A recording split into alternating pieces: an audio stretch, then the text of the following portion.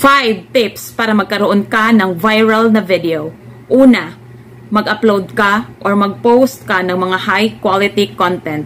Whether it's text or videos, dapat high quality content po. Pag sinabi po natin na high quality content, yun po yung mga engaging, interesting, at informative na mga pinupost po natin or mga videos.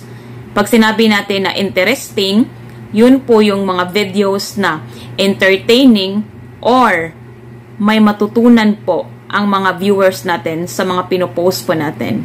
Pag sinabi po natin na informative, yun po yung kapupulutan ng aral. May mapupulot na aral ang mga viewers natin. Yung makakasagot tayo sa mga tanong nila, makakasolve tayo sa mga problema po nila. Yun po yung mga informative na videos or post. Once engaging po ang content po natin, ang mga videos po natin, ay dadami po ang views at isi-share po yan ng mga viewers natin kapag nagustuhan po nila. So, kailangan po high quality content po talaga ang mga pinopost po natin para dadami ang followers natin at dumami ang views, maraming mag-share ng ating videos at magva-viral ito. Pangalawang tip, dapat maglagay ka ng text sa mga videos mo. Napaka-importante po talaga na maglagay ka ng mga text sa inyong mga videos. Dahil yun po ang unang makikita ng mga tao, ng mga viewers. Pag maganda po ang mga text ng ating mga videos, kagaya po ng nakikita po ninyo, syempre po, maku-curious sila dahil interesting po yung mga text na nilagay po natin sa ating mga videos. At papanoorin po nila yan.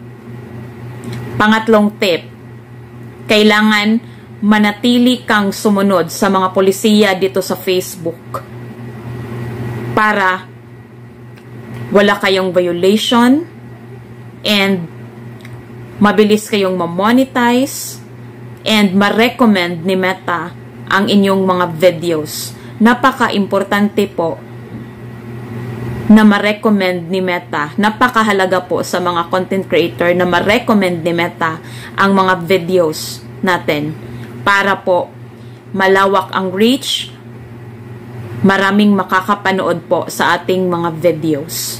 Siyempre, pag marami ang makakapanood po ng ating mga videos, ay dadami din po ang ating mga followers at pati na din views ng ating videos at magva-viral po ito once ma-recommend po ni Meta.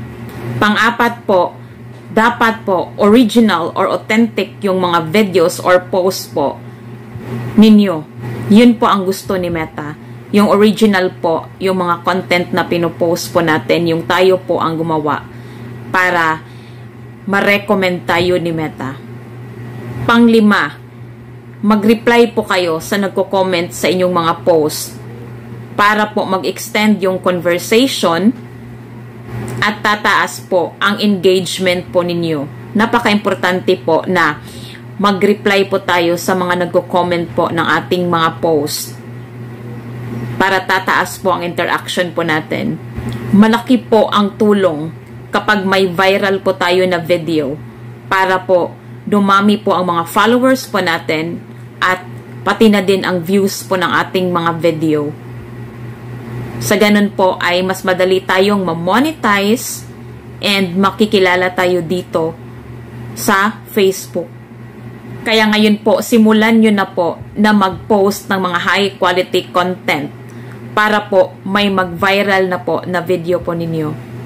Sana po ay may natutunan kayo sa video na ito. Maraming salamat po sa inyong panunood.